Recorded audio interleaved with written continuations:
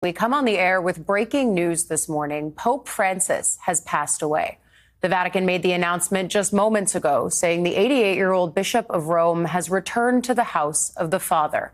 Just yesterday, Francis made a surprise public appearance to bless thousands of people in St. Peter's Square. He then drove through the piazza on the so-called Pope Mobile.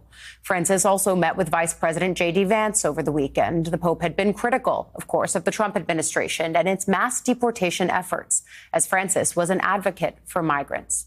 The Pope had been recovering, though, from pneumonia. He was in the hospital for 5 weeks and was discharged less than a month ago.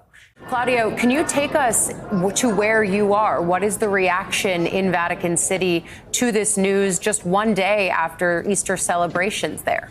First of all, it's Easter Monday, so it's still holiday here.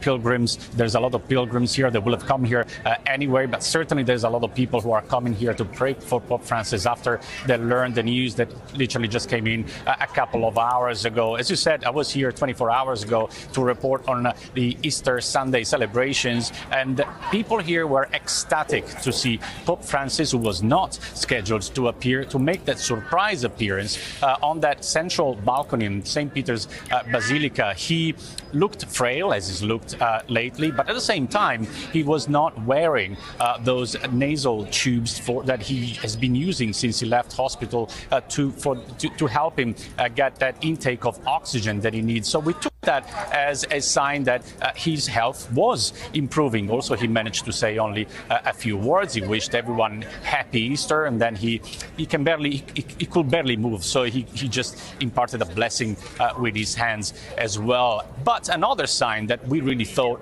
his health was improving was that he got onto the Pope Mobile to tour St. Peter's Square and this area as well to greet the ecstatic pilgrims here. And that was the first time he's hospital more than a month ago. So we all thought seriously that his health was improving, and then we got this shocking news this morning, literally less than 24 hours later, that the Pope has died.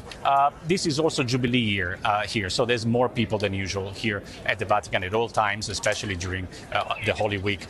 And there's a lot of people that I can see them right now, right next to me. There's pilgrims carrying the cross. So all this is going to assume an even stronger significance for the many Catholics that are here for Holy Week.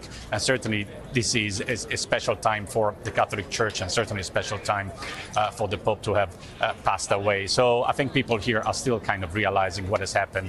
They're asking us why we're here, why so many cameras are here, and they're in shock when we tell them.